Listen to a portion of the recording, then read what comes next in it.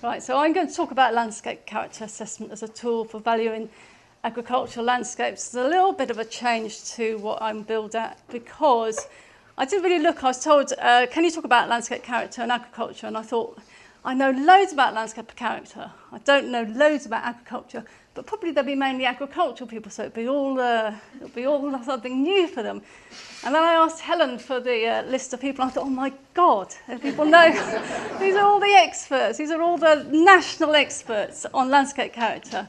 And so I had to change a bit. And then I looked at the title and I thought, oh, am I supposed to be talking about tools for valuing agricultural landscapes? I don't know if it is a tool, so I changed the title and I put a little question mark in. So I thought I'd make it I thought I wouldn't set myself up as an expert, but I'll put that in as a debate and maybe we can go round that subject and get back to it at the end and we can decide if it's a tool. And I said I don't know lots about agriculture, but then the gentleman said, how many people have worked in agriculture? And I thought, oh yes, I put my hand up. And I thought, actually, my grandparents had a farm in Ireland, so I used to go over there and work in the holidays. We always used to go to a farm in Exmoor and work. And I was thinking when I was at junior school, we had to write our essay, like, what do you want to be when you grow up? So I sat down and I wrote, I want to be a farmer. I remember all my friends saying, well, why don't you want to be an air hostess? Or why do you want to be a model? And I wrote, I want to be a farmer. And then my teacher came around and she said, well, you wouldn't be the farmer, would you? You'd be the farmer's wife. So I did my second career choice. So I'm a landscape planner now, not a farmer. So I'm a CMLI and I'm a landscape planner at LUC. I'm not a technology expert either, so let's see if we work. So the other thing is, when I looked at the other speakers, I thought, oh my God, these are fantastic speakers. So that's another thing I thought about. And I thought everything that you've covered this morning was fantastic. And I think I'm going to cover it all in quite, again, but in quite a more superficial way. But I hope what I will do is try and wrap it up in a sort of more coherent prism, sort of round landscape character assessment. So I'm going to do a little bit of just understanding what landscape character assessment is, because I know we all know, but sometimes we've just got to remember what we know. And I'm going to do a little bit of looking back, not too much, because we've done quite a lot of that. A little bit of looking forward, and I'm going to look again in the context of these two kind of really important papers, the 25-year environment plan and the agricultural command paper, because we are, as Merrick says, at this massive crossroads. And I'm going to look at how landscape can help us choose, and there's many directions to choose, but how landscape character can help us with that. And I'm sure you're all familiar with the landscape wheel. It looks a bit more like a landscape oval, the way it's projected. But landscape, I think we just have to remind ourselves, and we have to keep reminding other people, is that landscape isn't just about beauty. It is about beauty, but landscape is about function, and it's about how it's interaction of people and place. And I think all of those things are sort of geology, landform hydrology, climate, soils, land use, settlement, enclosure. You could also say they're all the things that come together to create our agriculture. And I also wanted to, because we're going to come back to it again, remind ourselves of definition of landscape, and it is European Convention, and we're not, European Council. We're not Brexiting from the European Council, so we're going to stay signed up to the Convention. So landscape is the interaction of natural and cultural, and it's as perceived by people. And I think that's what gives us that sort of collaborative and integrated vision and makes what, I'm not saying Landscape Institute is the only voice, but I think it differentiates us a bit to perhaps what people are saying on the wildlife side, what people are saying on the rewilding side, what people are saying on the cultural heritage side. I think it does give us that integrated vision. And of course, we've got our very important, Christine Tudor's, our very important national guidance, accepted national guidance to landscape character, the septic method. And I want to apologise for putting this map up over and over again, because we have got our 159 national character areas, and they give us a really important spatial framework to work within. a really important spatial framework to think about the new environmental land management system and how it can be delivered and targeted on a place basis. And I think it's really, again, it's important to understand that landscape operates at all scales. So we've got the national character area scale. I mean, I know we all know this, but it's operating at 1 to 250,000 scale. We go right down to the really detailed people working on their neighbourhood plans down to about 1 to 10,000 scale. So I think the character, do we need to have another framework for delivery? When we've got the character framework, it does operate from the top level, as I think Simon was mentioning that, and it works from the bottom people up level. So I think it gives us that really good starting point, and we as a profession have to really promote that again, and we don't need another framework because we've got this good framework in place and it's tried and tested. I wanted to talk a bit about national characters, and I do use this a lot, but sometimes I also forget how useful they are. And I just put up the one for the area we're in. This is Reading, number 115, character 115. And I think these are pretty revolutionary, really. They're pre sort of natural capital approach, but they really think about landscape. Again, they really take it that extra step and think about landscape not as a visual concept, but it's about the landscape and its functions. I think these were done in sort of pre-2013, but really forward-thinking in looking at all the ecosystem services that our landscape provides, and our regulating services, provisioning services and cultural services, and how they ought to come together within the framework of landscape character. I think it's not just about what it looks like. And I think that's really important because it's about the functions the landscapes provide us. And if you're thinking about managing the benefits and services and you're trying to maybe make better air quality, better soil quality, what you're not managing the services, you're managing the features within the landscape. So you're thinking about making the choices between the different services and multifunctional, but it comes back to managing the individual features within the landscape, which is why I think character assessment is so important. And then I always forget as well that within each of the NCAs, we have these statements of environmental opportunity, and they're quite short and they're quite sweet, and there's about 6 statements for each of the national character areas. Again, we're thinking about sort of a national spatial targeting and sort of delivering down.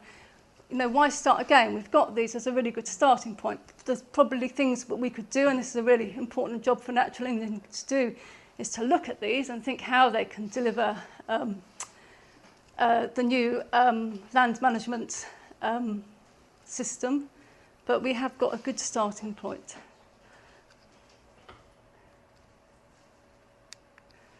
So, character assessment of agricultural landscapes. 70% of land, most of my work has been on character assessment. And I thought, we were after lunch, and I thought perhaps I could just give people a bingo sheet of NCAs. I could just put up loads of pictures and I could see who got the first line of NCAs. But I'm going to just remind ourselves of some nice pictures of the character of our landscape, character of our agricultural landscapes. And if you know what NCAs they are, shout them out, and I will give you a prize for the one who gets the most. But so, swale. Yeah, number please. You only get the prize if you give me the number. So this is NCA 21, it's Yorkshire Dales. It's a landscape, obviously we've seen lots of pictures like it. It's a landscape created by traditional farming practices. I don't know, I think it's probably these features, they are of immense cultural heritage value, immense aesthetic value, probably not a lot of functional value for farming. NCA, please. 95, that's a Northamptonshire upland.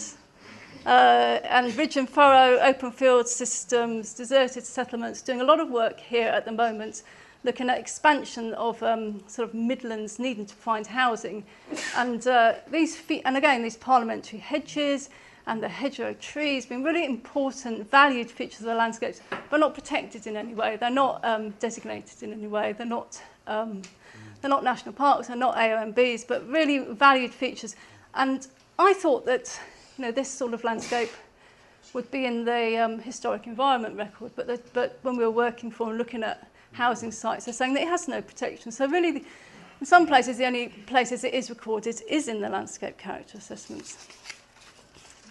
I'm not going to go on for ages about these, but just a few more. So I don't know if you can see that, but one of my first jobs at LUC was working for the Duchy of Cornwall. What a fantastic job. And they wanted to bring in agri-environment to the Isles of Scilly. So I had to go out and record all of the an assessment of the agricultural landscape. I think what was important about the landscape, the way the domesticated landscapes, really small-scale fields contrasted with the open heathland. And it's not a natural landscape. These are all pittosporum, tiny living room-sized fields. Really important in creating that character. And also looking at change, like the flower industry is continuing in some areas, but also there's a massive growth of tourism industry, and they wanted to grow their own food. So you're thinking about keeping those hedges now to keep the soil intact and to stop the sort of winds blow. So they do still continue to have a function in the landscape. I don't know, is this Rabulous? Rabulous? Is it? I call him Rabulous. But anyway, South Downs, number 125, again, character created by farming, but we've said enough about that. And loads of work we're doing at the moment in the, this is a high Weald, really intact medieval landscape. The clay kept the pasture, the little narrow gill valleys, the thick shore woodlands. So the whole character created by agriculture. But, and it's a big but, and every time I looked, I was reading on the way to work in the last couple of months, every time I opened The Guardian or opened a paper, I saw a headline, I thought, oh God, I need that for my talk, because it's, you know, there's a big change. So we've got the farmland bird index saying farmland birds are down by 56% since 1970. This, what does it say? They said it's a biodiverse, the sixth extinction we're in now. And they're saying it's not climate change, it's industrial agriculture which is causing the extinction of biodiversity, 75% loss of insects on nature reserves in Germany because of their loss of their adjacent agricultural habitats. You could go on and on. I don't think I'm an upland expert, but I think a lot of landscape people have an interest in the uplands. It's where the uplands where we go to experience the landscape.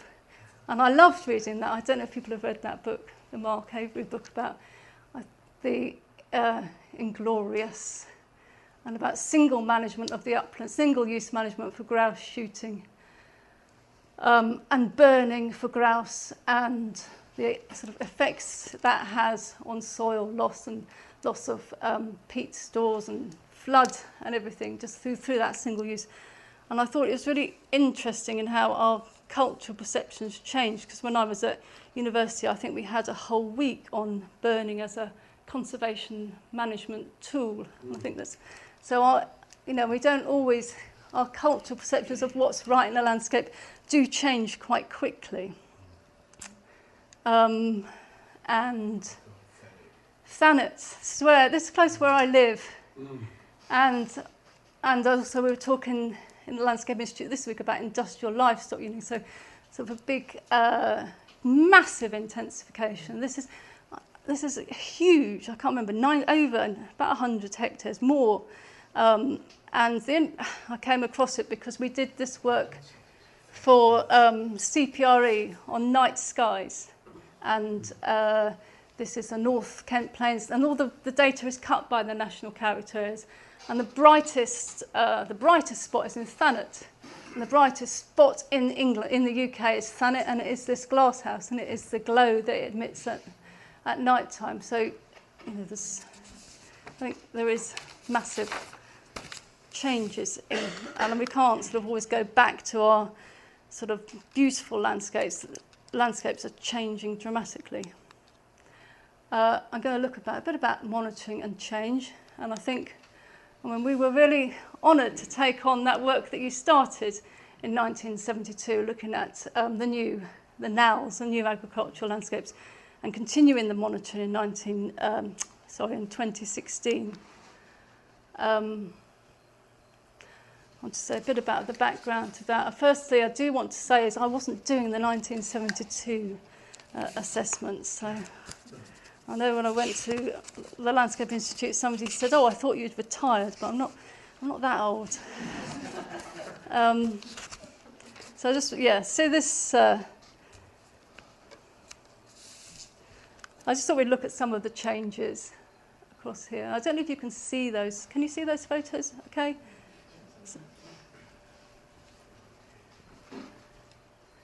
Yeah. So this was in Preston. So this looks at all the photos.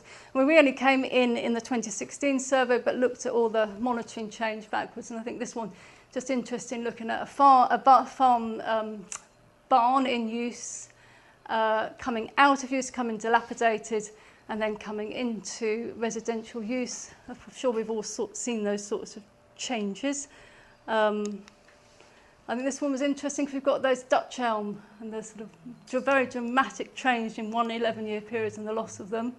But also the fact that I think what's quite interesting in a lot of these, just looking through some of these photographs, it's not all negative. Well, of course, Dutch elm is negative change, but a lot of positive change, a lot of new boundaries and a lot of field boundaries. So you've got a loss of infield boundaries, you've got new boundaries along field edges and lanes.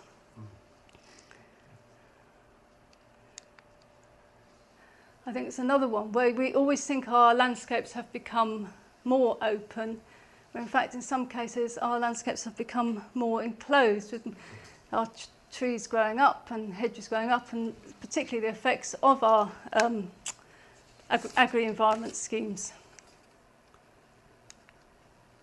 I think this is the one you showed. That's the one that you showed where I think, and the main Yorkshire, isn't it? Yeah. But I think one of the things this is showing is the way that field trees are. I don't understand that. Sorry, don't look at that. I don't know why that pops in there. But field trees on the boundaries, they're ageing and growing, and they're not being replaced within the landscape. I think this is a really important, unique record, and I hope it's continued to monitor. I think it's really important to monitor landscape change. I also think this is quite important because it gives us a baseline and a snapshot that we can look at the effects of land management and how it's changing, and we can think, do we want to go in other directions? And it's not, and I think it shows us that landscape is always changing. So character assessment is only a sort of a snapshot at a time. And landscape does evolve and change according to what policies and what management schemes we have in place. In fact, this is the 2016, the new agricultural landscape survey, which was extended to look at the same views and look at the effect of, looked at any of the environmental stewardship options and if they were in place in the views and what effect they had in the landscape. So there's one there which is planting for pollinators within an agricultural field. Another is the conservation grazing in the uplands. So we can go on to apply that information looking at monitoring of agri-environment schemes. This is where we looked at landscape impacts of environmental stewardship. I just wanted to show this slide because it's about sort of the spatial scale of landscape. And I think Merrick said that maybe 159 is too detailed. But in fact, Natural England have come up with 6 agricultural landscape types. So they could be, I think, again, that's something that we could do some more work on. So we've got, and I think these are similar to the types that Simon talked about. So we've got that southeast mixed woodland. We've got 6, but I think you had 3. You've got the eastern arable, chalk and limestone mixed, western mixed, upland fringe and upland. So you can see how they could relate to your 3 types if you've got. And then we looked, so all the national character areas fit within one of those 6 types. And then we looked down at surveying. So there was individual kilometre survey squares, 4 to 5 within each study area within each NCA. So again, I think the point of that was really showing the cascade of landscape from the national right down to the local.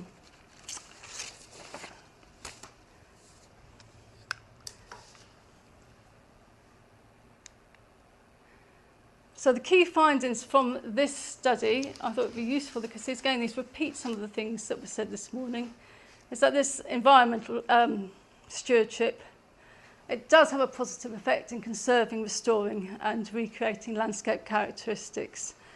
There was the right range of options, but whether they worked well, just spread out over 70% of the farmland, whether you needed to be a bit more careful about targeting them is something to think about. And I think it was the higher level stewardship that had the biggest positive landscape impact compared to the entry level. And I take what you say, entry level is good about getting people involved and engaged in the conversation, but actually to have an impact on the ground, the higher level is more important. It would benefit from some simplification. And really important, farmers needing better landscape advice and better targeting at the local level to achieve local landscape objectives.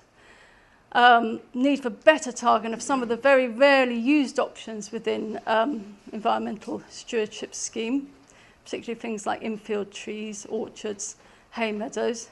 And I think the really important one is not having something that goes everything everywhere, but the need for better linking up and connectivity of options, so the sort of the bigger and better outcomes and getting better value for public money, so sort of swathes, zones and clusters at the landscape scale. And again, that's something that I think that the landscape character approach can help with understanding that sort of targeting.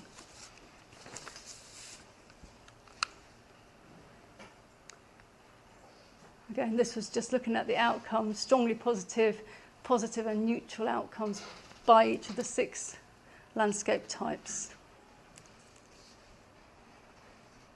So looking backwards and then sort of looking forwards. And this was a bit of work that we did, and it was for EBLEX, which is the beef and lamb levy payers. It was quite a while ago. I don't know whether we'd do it again, but it was looked at sort of LVI techniques, LVIA visualization techniques, and looked at the change of declining beef and sheep farming. I think it was interesting because the effects perhaps didn't say that landscapes would be destroyed without high levels of grazing. Perhaps, you know, in some cases you could get a different type of landscape. Again, this was looking at NCA 26, looked at the Vale of Pickering, looked at reducing grazing and what would happen here. Obviously, this is quite fertile, good soils. It would soon go over to arable, but less grazing on some areas, extensification and intensification. And then over time, these were looking at over sort of 5-year periods. I think that is by, sorry, let's go to, we took about 10 different character areas and looked at the effects.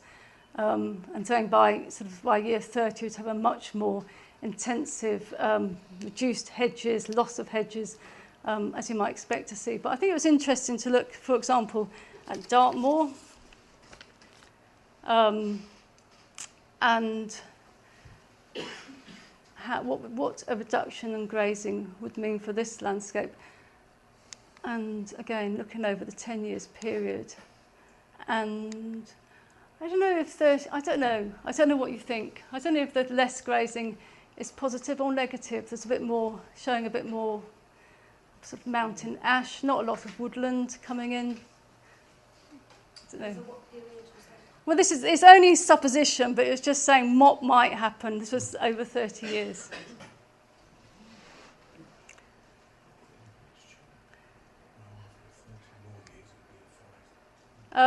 So, the role of landscape character assessment. So, I think my point was, I think as landscape character, in providing a baseline, understanding what's important, we can help to make those decisions about directions of change, and we can help bring in people's views about changes they want.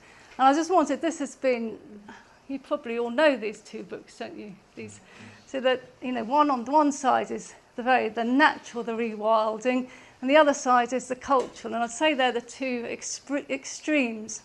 And I would have said landscape character encompasses both of those, and sort of we can sort of moderate and think about which of those directions we can go down, and we can present those. We can understand what people value, and one isn't better than the other, but we can help make those decisions.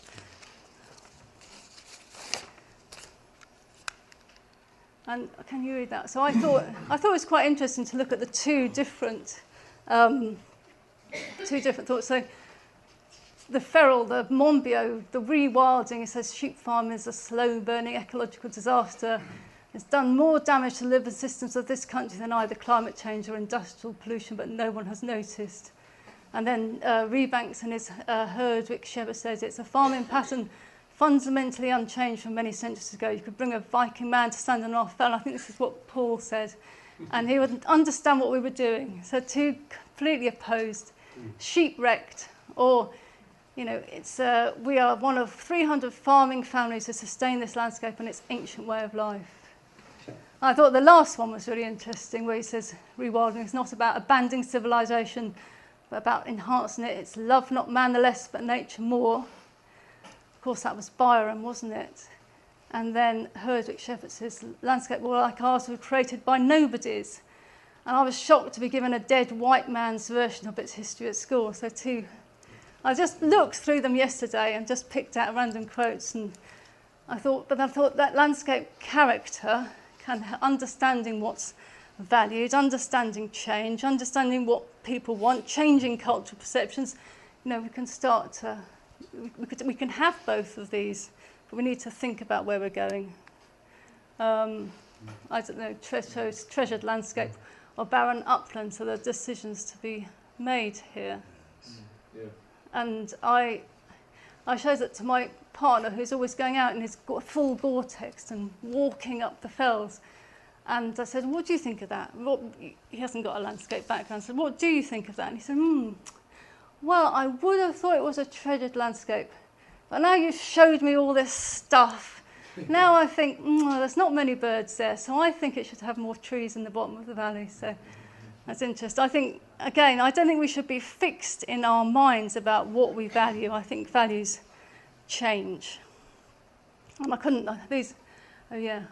was a bit worried about putting this on. I said to Paul at lunchtime, I was a bit worried about putting the Lake District on, but so I just got.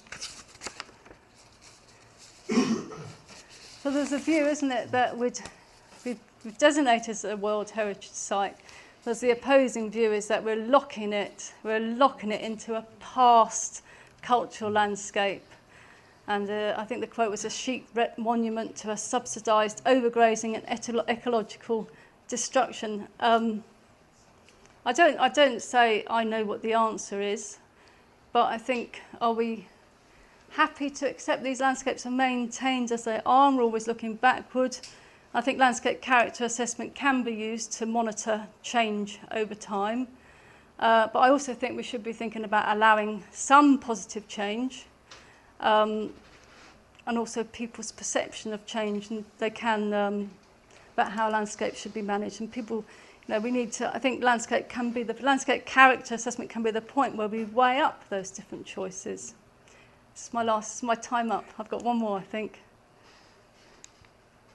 Yeah, a bit of rewilding. I just wanted to put this on because I think this is about the catchment approach. Of course, it's really important of managing everything holistically from our uplands to our lowlands. I have been to a few natural capital seminars, and I keep saying, well, the landscape is really important. People keep saying to me, yeah, but you're only interested in what things look like, but we're not. We're interested in what things function. And I don't think we can let that, I think, well, I'm not saying that. I think we need to be more inclusive. It's not just about natural capital. And the reason I put this up is this was supposed to represent, this is a slide they gave me as representing Exmoor down to the estuary in some way. But I was saying, actually, Exmoor needs to be managed as a whole, as a place as a whole. It's a character, this is number 145, national character, managed as a whole. You don't manage it as 4 separate catchments. We need to think about the whole of Exmoor. So I think the catchment, natural capital approach and the landscape approach need to come together more. So does landscape character assessment offer a tool for valuing agricultural landscapes? Anybody, any thoughts? I thought at the end, I thought no, but I thought it gives us a really important baseline, and it can tell us what we currently think is important. And by having a baseline of what we currently think is valued, I think it means that we won't be at a point in 30 times when we're lamenting what we've lost through policy and regulatory and fiscal schemes. And I think it can help us design the right land management schemes now and monitor them over time. And also, I don't think you can always put a value on agricultural landscapes. I mean, I think we can understand their values, but we can't put a value on them. So I think landscape character assessment helps us understand those values, and it gives us a spatial framework for making decisions and implementing change. And the NCAs are really important for our new environmental land management system. And I was just going to end with that one, because I always like to end with poetry. And, you know, this is as big a change as what Claire was lamenting. Some of the things he was lamenting as lost is now things we record in our landscape assessment as important boundaries and important hedgerows, and as much as he was lamenting them as being lost. And the final thing is, I think, yes, we all have an interest in the landscape, and I think the command paper says, doesn't it, says right in the beginning, we all have an interest in landscape. So I think landscape profession and landscape character is a way of bringing all of that interest in landscape together. Thank you very much.